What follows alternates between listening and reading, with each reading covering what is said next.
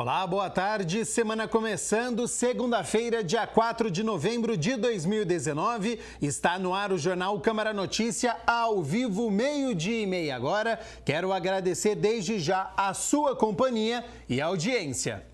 Confira agora os destaques de hoje.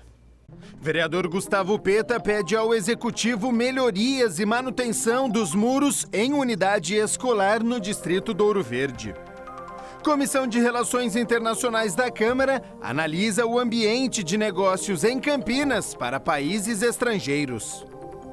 Vereador Carlão do PT quer a construção de uma unidade da Escola Técnica FATEC na região do Campo Belo. E no esporte, em noite inspirada do goleiro Ivan, Ponte Preta conquista 1 ponto em Belo Horizonte.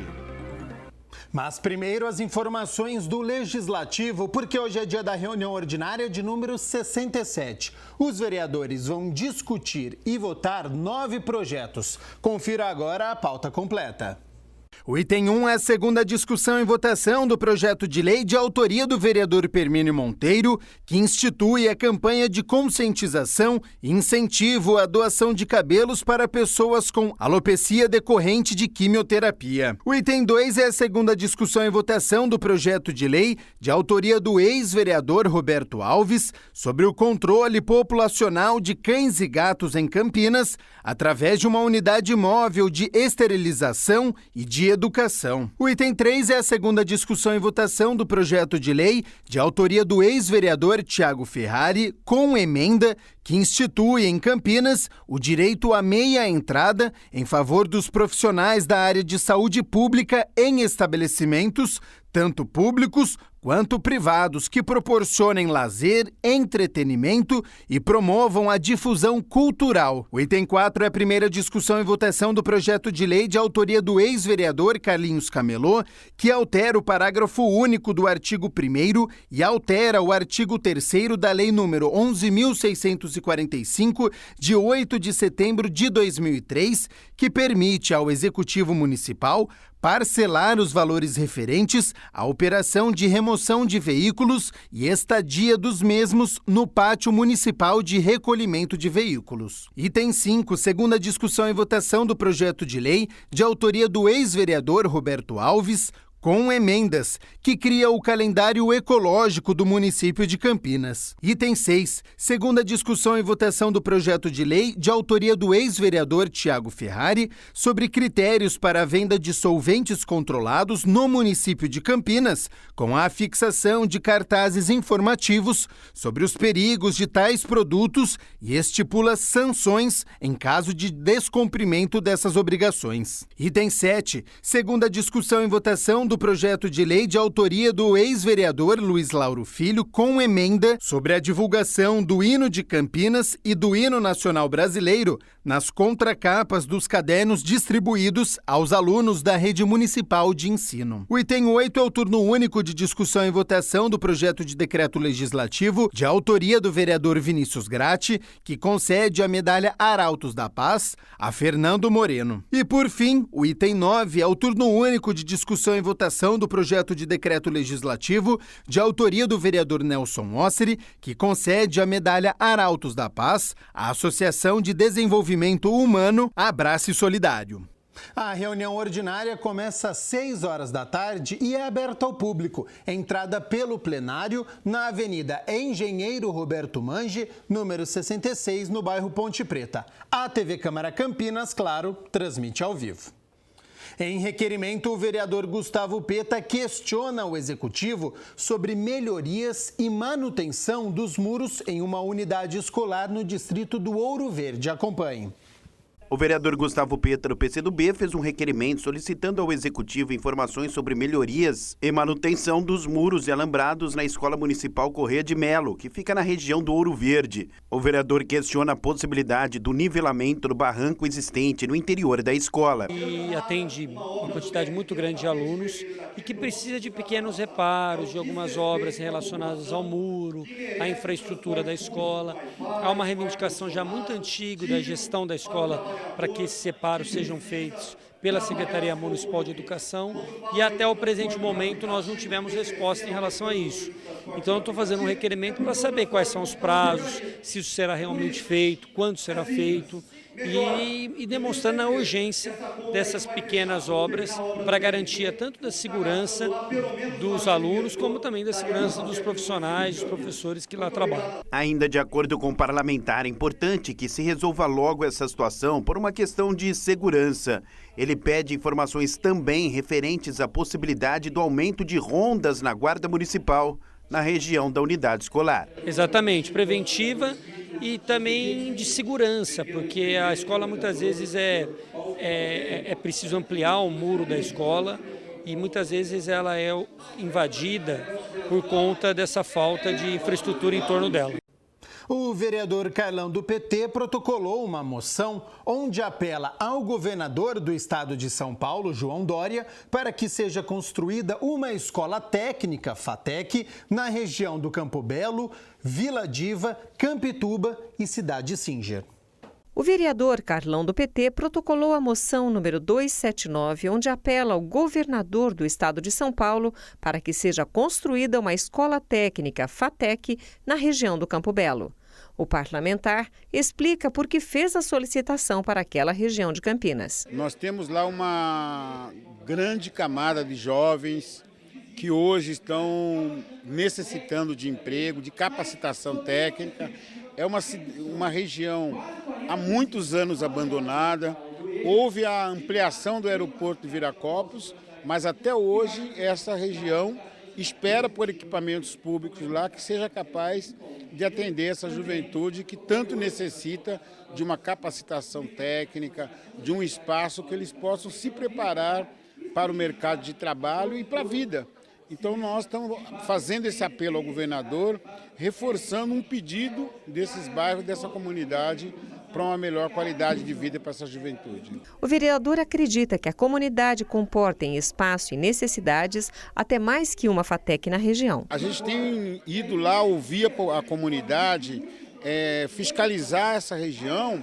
A gente vê que há muito espaço vazio, propício para que a população possa ocupar, mas é necessário que o poder público amplie esses serviços de qualidade naquela região, na área de educação, na área de saúde. Nós fizemos diversas indicações e essa nós achamos extremamente importante pela grave crise que o país atravessa, a juventude desempregada, e é o momento que eles precisam capacitar. A educação é determinante para a construção do futuro e do desenvolvimento daquela região e da cidade de Campinas. Em reunião com empresários, o vereador Marcelo Silva, presidente da Comissão de Relações Internacionais aqui da Câmara, debateu o ambiente de negócios em Campinas para empresas de países estrangeiros. Na sexta reunião ordinária do ano, realizada na última semana no plenarinho da Câmara, a Comissão Permanente de Relações Internacionais debateu o panorama do ambiente de negócios na cidade para países estrangeiros. Presidente da comissão, o vereador Marcelo Silva recebeu empresários estrangeiros que atuam na região e eles puderam contar os desafios e as oportunidades que Campinas oferece. Para o parlamentar, o poder público tem o dever de estar atento às demandas para atrair cada vez mais empresas para a cidade. Hoje, por exemplo, você tem em Campinas um IPTU elevado, um ISS muito alto, né, que você acaba competindo, se você for ver, com outras cidades. Campinas ela está perdendo um pouco dessas oportunidades justamente por falta de diálogo. A comissão se reúne mensalmente para acompanhar e fiscalizar programas governamentais ou não governamentais sobre o tema e ainda opinar e emitir pareceres sobre todos os aspectos de relações internacionais ligadas ao município. Por isso mesmo, o vereador Marcelo Silva, enquanto presidente da comissão, se colocou à disposição do setor empresarial para ser o interlocutor com o Poder Executivo, a fim de contribuir para o desenvolvimento dos negócios na cidade. Esse é o início de um grande passo que nós temos de uma oportunidade, né? Eu vi vocês, acho que como uma oportunidade de realmente concretizar algo que a gente vem, Nelson, fica muitas vezes no mundo das ideias, né? Agora acho que a gente tem que trazer para o mundo fático e talvez eu possa auxiliá-los com essa interlocução que está faltando. Vamos para um rápido intervalo e na volta a previsão do tempo para esta terça-feira tem a reunião da Comissão Permanente de Políticas às Drogas, quadro de educação com dicas para tirar o nervosismo para quem vai fazer a segunda fase do Enem, o quadro de saúde sobre a saúde do homem, estamos no Novembro Azul, e tudo sobre o ponto conquistado pela Ponte Preta lá em Belo Horizonte. Não saia daí.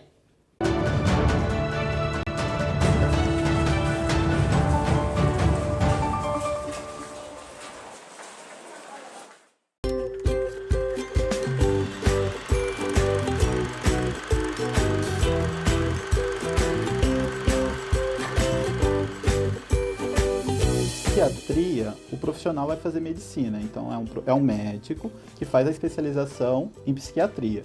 Ele vai trabalhar muito com a farmacologia, então ele vai receitar medicamento para diminuir a ansiedade, para a questão de síndromes, então ele vai vir com a questão medicamentosa. O psicólogo vai começar a tratar a questão do ser, né? Aquilo que ele sente, o porquê aconteceu isso, o porquê que está assim. Então acaba sendo essa diferença. O trabalho do psicólogo vai ser mais o conversar. A partir da conversa, a partir da fala, vamos começar a diagnosticar o que está por trás, o porquê levou isso, como que foi. E o psiquiatra vai vir com a medicação. Se o seu filho reclama de dores persistentes na barriga com frequência, muita atenção! A massa abdominal pode ser um sinal do câncer. Por isso, apalpe a barriga dele sempre que possível. A pressão alta pode surgir também. Leve-o ao pediatra para um diagnóstico preciso. Lembre-se, na cura do câncer infanto-juvenil, quanto mais cedo, melhor.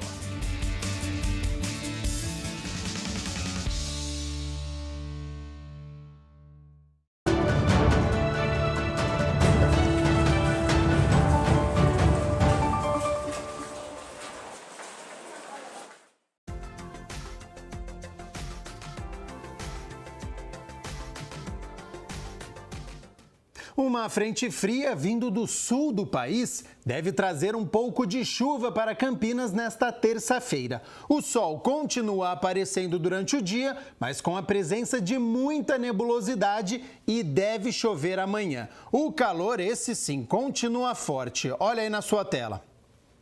Mínima de 23 e a máxima pode chegar aos 35 graus. Na quarta-feira, o calor deve dar uma trégua, mas isso a gente fala amanhã. A reunião da Comissão de Políticas de Prevenção às Drogas, presidida pelo vereador Nelson Osseri, contou com a presença de um ex-dependente químico que mostrou que é possível se livrar do vício e ter uma vida normal. A 8ª reunião da Comissão de Políticas de Prevenção às Drogas teve como tema o trabalho desenvolvido pelo Grupo Amor Exigente. Este programa, que existe há mais de 30 anos, é praticado por meio de 12 princípios básicos, através de reuniões semanais, cursos e palestras, sempre com a dedicação e comprometimento dos milhares de voluntários espalhados por todo o Brasil, Argentina e Uruguai. Fez parte da mesa Antônio Benedito da Silva Neto, coordenador do Amor Exigente, que emocionou os presentes com um depoimento de superação. Esse programa de Amor Exigente salvou minha vida. Esse programa de Amor Exigente vem salvando não só a minha vida, mas salvou meu casamento, salvou meus amigos a qual eu resgatei de volta, que um dia eu abandonei, né? Salvou a minha identidade, porque quando eu estava no uso de droga eu perdi tudo isso. O tema da reunião foi escolhido pelo presidente da comissão, o vereador Nelson Osseri, com o objetivo de mostrar que é possível enfrentar a dependência química e superar o mal provocado pelas drogas. Normalmente, os depoimentos, eles são exaltados os fatores negativos. Aquela questão de que usava droga porque ela gerava prazer, que já foi preso, parece até uma competição, né? E o Antônio não. O Antônio ele veio mostrar a importância de viver a sobriedade, de valorizar o seu maior patrimônio, que é a sua vida. O Grupo Amor Exigente é formado por voluntários que realizam reuniões, cursos e palestras, sempre para familiares e dependentes químicos. O Grupo de Amor Exigente, ele trabalha com todo o segmento familiar. A gente tem grupo de Amor Exigentinho, que é para as crianças, tem grupos para famílias, tem grupos de cônjuge, que é para o esposo ou para a esposa, ou para a namorada, para o namorado. Agora tem grupos para os avós, que a dona Mara acabou de trazer esse grupo que lá atrás tinha sido, mas aí ficou esquecido e agora ela está fazendo de volta, que chama o Sempre é Tempo. E tem a sala de sobriedade ao qual eu estou. Durante a reunião, ideias de novos projetos surgiram. É muito importante e necessário, né, que os eventos em Campinas eles possam ter uma opção para aqueles que não querem beber. Nós estamos falando aqui de uma droga lícita, o álcool, né? Não são todas as pessoas que bebem. Então, por exemplo, tem uma festa que custa R$100, é open bar. Quem não bebe, não compensa ir, porque vai gastar R$100 e não vai consumir a bebida alcoólica. Então, que tem uma opção, né? De repente, uma fitinha no braço, com uma cor diferente, onde permita ter direito a uma mesa de alimentos, de porções, ou outros tipos de bebida. Então, que outros alimentos sejam exaltados e assim, mesmo aqueles que não bebem bebida alcoólica, possam participar. Hora da gente saber como realizar uma união estável. Será que tem diferença para o casamento no civil? Essas e outras dúvidas no quadro Como Eu Faço.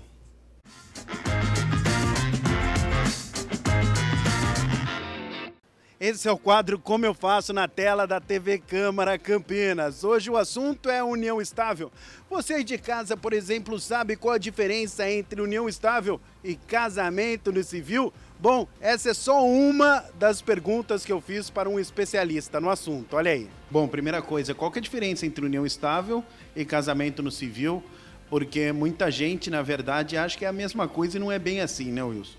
Então, antigamente havia uma grande diferença entre esses dois institutos, a união estável e o casamento. Agora, porém, houve uma recente decisão do STF e que equiparou esses dois institutos no caso de sucessão. Ou seja, quando havia o falecimento de um dos cônjuges, como é que seria feita a partilha para a pessoa que era casada e para a pessoa que vivia em união estável? O STF recentemente decidiu que essa partilha deve ser feita de forma igual para ambos os casos. Então, esses institutos ficaram muito similares, bem parecidos na prática. A única coisa que hoje os diferencia é que o casamento é um ato muito mais solene e consequentemente, demanda mais tempo do que a união estável. Já a união estável é um ato que é feito no dia, né, as partes comparecem ao cartório e já saem daqui com a condição de conviventes em união estável estabelecida. Quais as características, o que configura a união estável, quais os direitos que cada um tem? Essa é uma pergunta muito interessante também, porque antigamente as pessoas acreditavam que para se caracterizar a união estável, havia a necessidade do decurso de um prazo. É necessário 5 anos para caracterizar a união estável. E não é bem assim que funciona. Tá? O entendimento hoje é que, para que se caracterize a união estável, que haja o desejo entre as partes de se constituir uma família, ou seja, aquelas pessoas residem ou não juntas, que é outro detalhe, ou seja, não é necessário que haja a coabitação, mas sim que essas pessoas tenham o desejo de constituir uma família, ou seja, de ser uma unidade familiar, um único núcleo, independente de morarem juntas ou do decurso do tempo. Bom, e o que é preciso para fazer a união estável? É muito simples. Basta que as partes compareçam ao cartório, munidas dos documentos pessoais, ou seja, RG, CPF, e da certidão que comprova o atual estado civil delas. É importante salientar que, caso alguma das partes já tenha sido casada, que esse primeiro vínculo tenha sido dissolvido com o divórcio. E para desfazer a união estável, como funciona? Aqui no cartório também. Porém, é necessária a presença de um advogado. A gente faz uma escritura de dissolução de união estável e as partes também já saem imediatamente do cartório com essa situação resolvida. Esse é o quadro Como Eu Faço. O assunto de hoje foi inventário. André Aranha, Para a TV Câmara Campinas. Entramos no mês de novembro e claro que o quadro de saúde aqui do Jornal Câmara Notícia vai falar sobre os cuidados que nós homens precisamos ter com a saúde. Vamos acompanhar.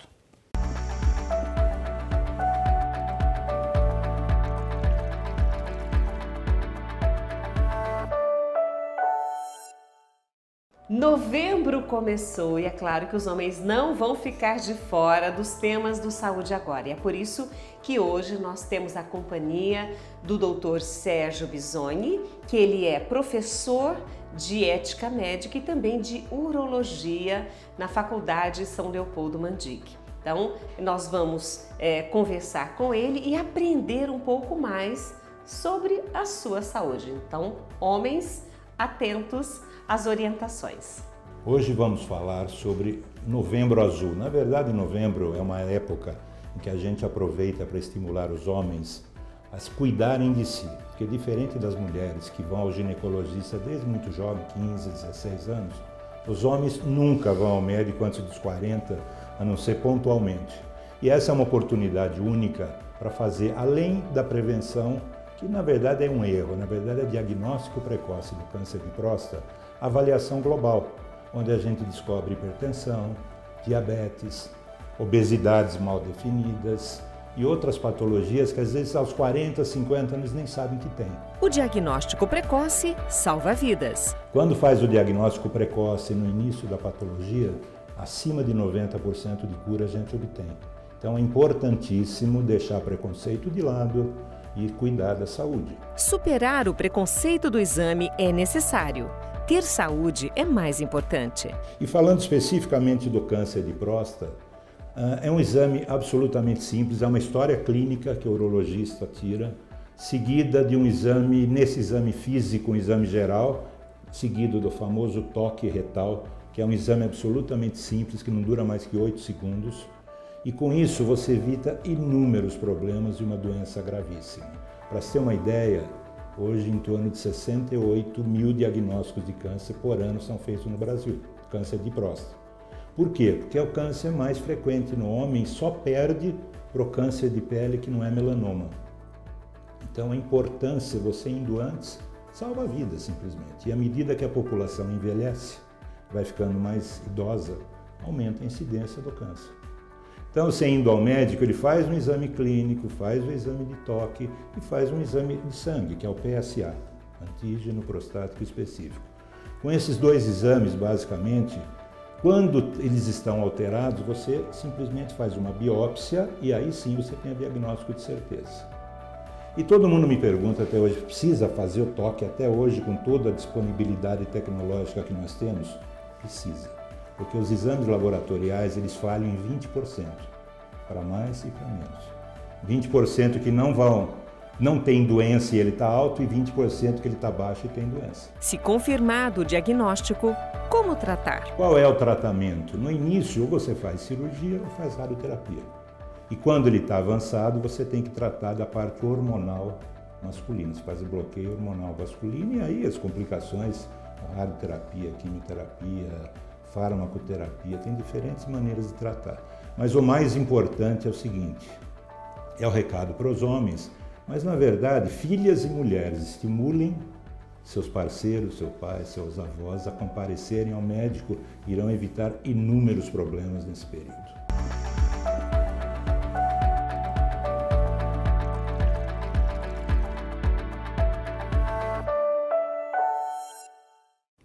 Neste domingo, dia 10, estudantes de todo o país realizam a segunda fase do Enem. Então, o quadro de educação de hoje entrevista uma psicóloga que ensina a lidar com o nervosismo neste momento.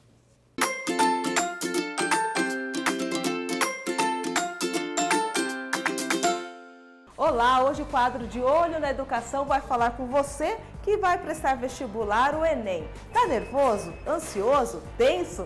Calma, que tudo dá certo. Aqui comigo está a Micaela, psicóloga. Nervosismo só atrapalha, né? Como é que faz para lidar com ele? O nervosismo, ele existe. A gente não pode querer que ele suma da nossa cabeça, porque ele não vai sumir. A gente precisa, na verdade, não deixar ele atrapalhar na hora da prova. Então, se você começar a se sentir nervoso, se deparou com uma questão que você não sabe responder, para, respira fundo de novo, toma um gole de água se você tiver com sede e volta. Pelo menos você dá uma acalmada. Relaxa o cérebro, Sim, né, com Micaela? certeza. Agora, estudar demais também não faz bem, né? Você tem que manter a rotina de estudo. Não é porque está chegando no final que você vai alterar essa rotina. A rotina ela é a mesma. Então, assim, no último dia, descansa. Dorme bem, tem uma boa noite de sono, para no dia seguinte você conseguir prestar o vestibular.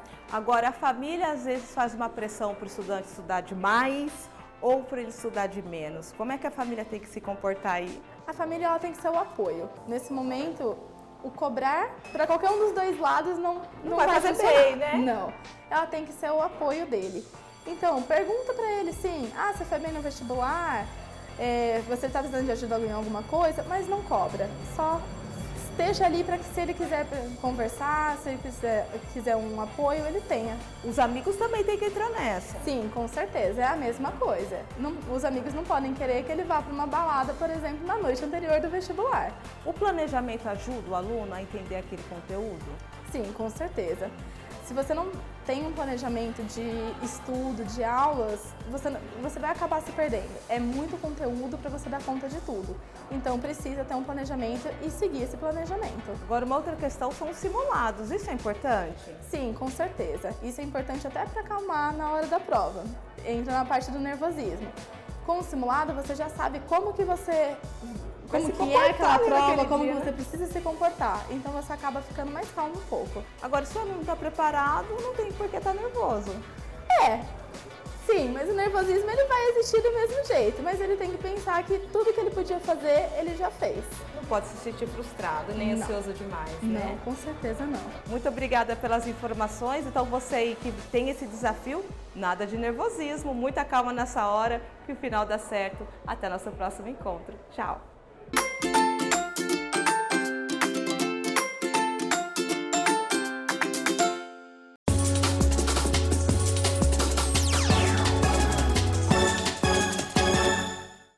Vamos falar de Campeonato Brasileiro da Série B agora, porque em Belo Horizonte a Ponte Preta foi pressionada, sofreu, mas conseguiu sair com um ponto.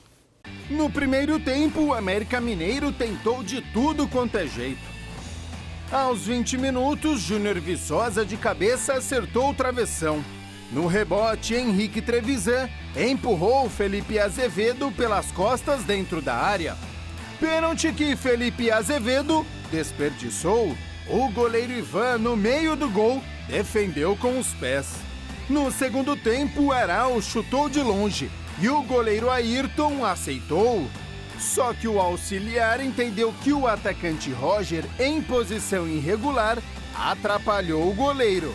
Só que ele estava longe do gol, hein? E ficou nisso. Na noite em que brilhou o goleiro Ivan, América 0, Ponte Preta também 0.